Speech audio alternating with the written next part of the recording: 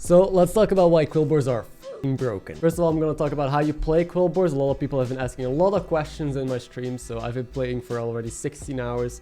I'll share with you what I've noticed so far. I'm also going to talk a little bit about the best units for Quilboars. Everyone asks, what should I buy? What should I pass up on? Some direction. Also quickly talking about a new hero. So this video is going to be like a small, quick guide after the first initial release. I'm pretty sure they're going to be nerfed soon because holy shit, they're so broken. It is not even fun. Like, it's almost worse than Elementals, and Elementals was already insane. I don't understand how they allowed this to happen. But yeah, it's really annoying, but I'll try and do my best and do a short guide until the nerf hits, which is this video. Also, I really need a haircut, what the f. And then last but not least, I'm also talking about the issues with this patch, why Quilboars are so broken. That's gonna be a clip of my stream. That's gonna be a paint tutorial again, or paint tutorial, me just explaining in paint why things are so broken and how you can join the broken gang and get some of them more. So first of all, how do you play Quilboars? Well, they're gem generating tribes, so naturally they just give you a little buffs. A biggest skill about Quilboars, and the thing I like about the tribe, because it's not just all bad, the good thing about it is the flexibility and the skill cap,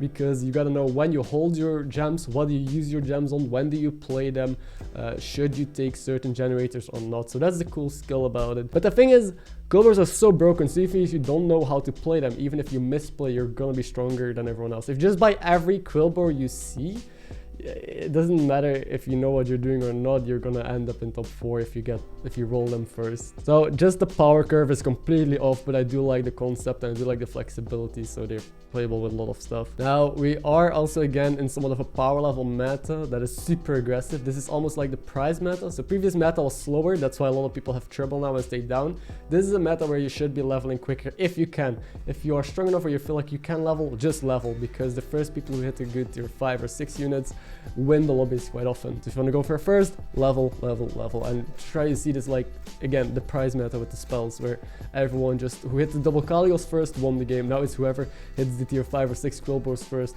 wins. Or if you don't get to a level, or if you're a specific hero, if you miss on everything, you gotta go super tempo, because I noticed that people die super fast. Like the first 2 or 3 people often die in the same turn, at like turn 9 or 10. It's insane. So if you miss, or you feel like you're not gonna get the high roll, or you don't get to level, play for super, like the maximum tempo you can. Don't even think about late game, because you're probably not gonna make it compared to the other people. So just think about, how do I get a top 4 out of this game?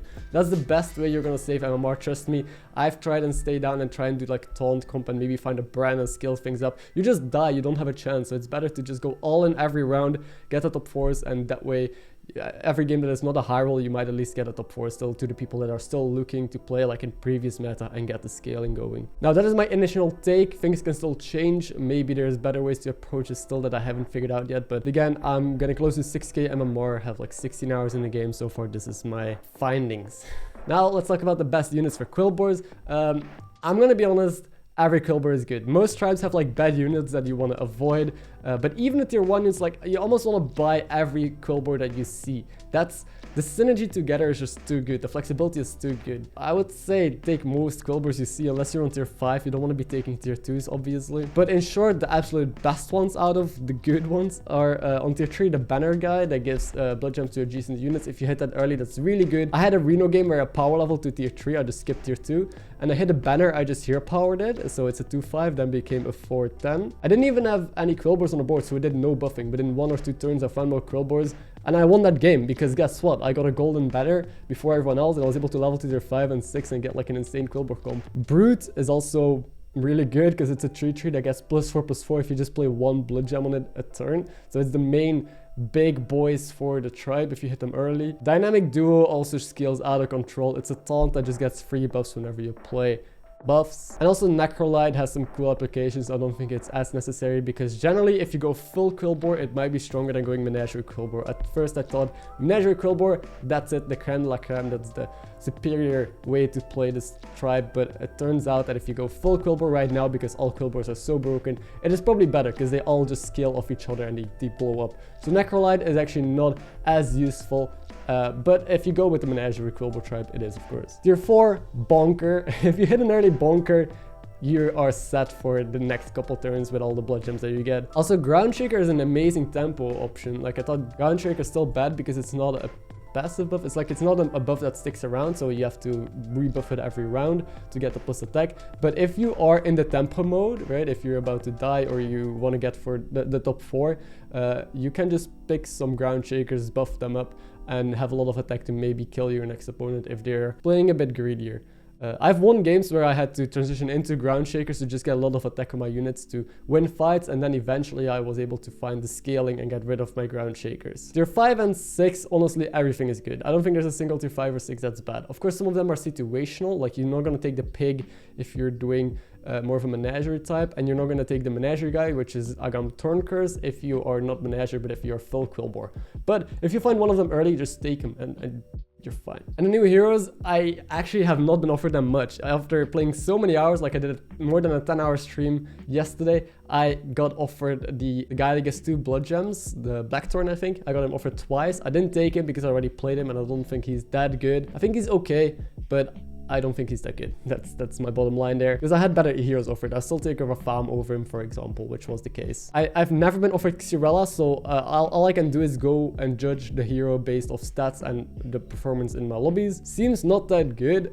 Stat-wise, apparently she's the best hero out of the 3, but I don't know how much we can trust the stats on Nature's Replay after 2 days of a broken patch, you know? So we gotta wait it out. But she's just a worse Yogg or a worse Millhouse or a worse Nosdormu if you value the 1 gold. A lot of people told me that she was gonna be good, like in the comments, but please explain to me why. If you tell me that she saves 1 gold, that's not. There's a lot, like a big downside on reducing the stats, so you don't even get much stronger in the early game, even though you save 1 gold. Yogg is much better early game then. Sure, it's a little bit better late game, but late game it saves 1 gold, and Nosdormu does the same. So if I compare it to any other hero, it's just bad. But I guess she has some applications. She's still interesting. I still need to play her, so that might change my mind. And then the last hero is the Vol'jin, which is obviously, I think, a really good but a really hard hero to play. I underestimated how hard he would be to play. I played him only once. A lot of decisions, but I think a really strong hero for sure. That's about it for the heroes. Now we're gonna take a look at a clip where I explain basically this patch, why it's so broken and what's wrong with Quilboars, explain in paint. Hope you enjoyed this. Again, don't forget to subscribe if you're new to the channel, if you want to see more content, if you want to catch the streams or whatever. You know, I like to make a lot of Battlegrounds videos. And liking video is also, of course, appreciated. I enjoy this next segment. Let's explain why this is one of the worst metas I've played in. So, as you can see, this empty field represents the meta. Let's take a brush. Let's write meta. Take notes, guys. This is going to be in the exam, right? Meta. So we have stats. I did this curve for the previous video, right? Stats are tempo on time. So usually I told you the curves. If you guys haven't seen the video, if you're watching this on YouTube, it'll pop up in the corner. You can watch it, but you have like different curves. You have people that play super greedy. They're weak and they skyrocket. You have people that play for tempo. They like get super strong and then they fall off. And you have the in-between people, right? That just play the game normal and just keep getting stronger. And this intersection point. Issue with Quilboars is they're so flexible. If you just find Quilboars, you'll be strong because you get a lot of gems and there's a lot of synergy. I just keep spiking because every Quilboar that you find that keeps adding onto the pile of stats, So, like, even if you high roll with dragons, you can't outstat the Quilboars high roll, basically. It's just too overpowered, right? So the curve is just ahead of every other curve. Only in the early game, maybe you can beat it if you have like a very strong tempo build. But other than that, you have no shot in the end game, unless you're Quilboars yourself. And that's the other issue. If we have, I think we have to delete everything. If we have Quilboars in lobby and other tribes, but everyone takes Quilboars, this is the pool of Quilboars, right? Let me draw a circle. The pool of Quilboars. And everyone buys every Quilboar that you see. It's like a pie chart, you know? This person buys this many Quilboars, this many Quilboars. And the bigger your section on the pie, the stronger you are, because Quilboars are just stronger than everything else. So objectively, whoever finds the most Quilboars early on wins. Victory. People who find less Quilboars die. So everyone is forcing Quilboars, and that adds RNG into the game. Why? Why is this more RNG than normal Battlegrounds? Because there's a limited pool, right? This circle is limited. If this guy has all the Quilboars, that means there's less in the pool for other people. So that means that the odds of finding Quilboars are lower, meaning it will be harder for you to catch up with this guy. meaning you're just guaranteed never getting first. Even with Poison Divine Shield Scam Comp, which I've tried as George against Quilboars, they just play a ghoul and you lose because they have Divine Shields themselves. It is very stupid. So there's an insane amount of RNG because everyone is forcing the same thing, so whoever finds it first just wins. And it's super strong and kills them because the Quilboar curve, like we saw, is just so much stronger than other curves. So even if you try to do something else and not take out of the spool, you lose. So there's two ways that you can approach this, right? You can either level early and try to hit the tier 5 and 6 big scaling Quilboars like everyone else, right? You just level up, you hit the 5 and the 6 before everyone else from the pie chart. That's a bad 5.